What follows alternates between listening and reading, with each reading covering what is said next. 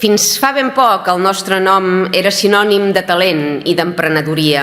Durant prop d'un segle vam representar el 30% del PIB industrial de l'estat artificial espanyol. Unes quantes polítiques educatives erràtiques i improvisades després, els fonaments d'aquella Catalunya creativa i innovadora se n'han anat en orris. N'hi ha hagut prou amb uns quants governs més amoïnats per les enquestes que per planificar les necessitats futures i reals del país, per acabar perdent bous i esquelles en àmbits tan diversos com la sanitat, l'enginyeria, la recerca o la docència. Avui ja no som un país que produeixi coneixement, som un país que el compra. No oferim estabilitat, projectes, recursos ni marcs normatius flexibles i viables que permetin el creixement industrial ni la retenció del talent que formem amb diner públic. Exportem enginyers i importem immigració subsidiada. Aquest és el model que l'extrema esquerra ha dissenyat per estabornir Catalunya. Els nostres millors estudiants i investigadors fugen esperitats cap a Europa. Europa els ha sabut seduir i recompensar com es mereixien. Vostès no. El cas de la medicina és paradigmàtic. Catalunya té un dèficit brutal de places universitàries. Hi ha 9 sol·licituds per ocupar cadascuna de les que s'oferten.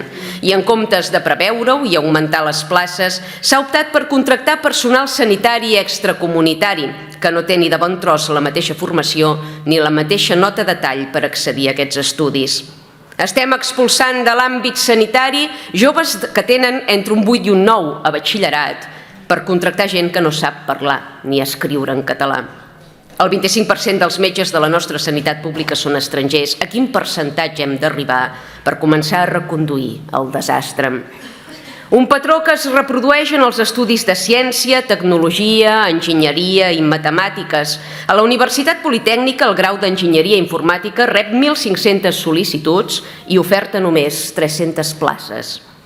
Hi ha un desajust estructural desmesurat entre oferta formativa i demanda i per acabar-ho d'adobar, entre un 15 i un 20% de les places s'adjudiquen estudiants de fora del Principat. La inversió que fem els catalans en cada estudiant és de 14.400 euros anuals aproximadament. Vostès creuen que hem de continuar subvencionant estudiants de fora de Catalunya mentre neguem oportunitats als nostres fills? A mi em sembla que no. El sistema universitari públic català arrossega un infrafinançament crònic. La despesa que representa és de només el 0,38%, molt per sota de la mitjana europea, xifrada en un 1,27%, i de l'OCDE, que se situa en un 1,36%.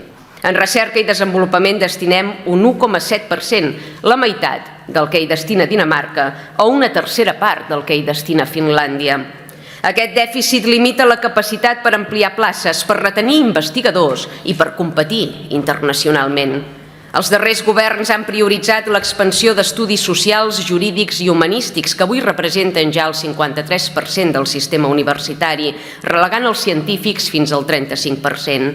Un nivell educatiu més baix a primària i secundària redueix la base científica dels estudiants i acaba comportant escassetat de professionals qualificats. Deia Aristòtil que les arrels de l'educació són amargues, però el seu fruit és dolç.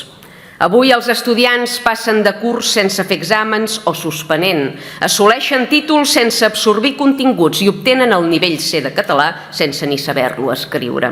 Els seus governs han endolcit les arrels de l'educació i el fruit que en recollim és amarg. Han invertit els termes de la cita filosòfica. Cal reconduir el sistema educatiu i universitari cap a l'excel·lència, amb criteris acadèmics exigents, implicant el teixit productiu del país, invertint adequadament i deslliurant-nos del marc normatiu limitador de l'estat espanyol. En poques paraules, és hora de començar a retenir el talent i de deixar d'importar tercer món.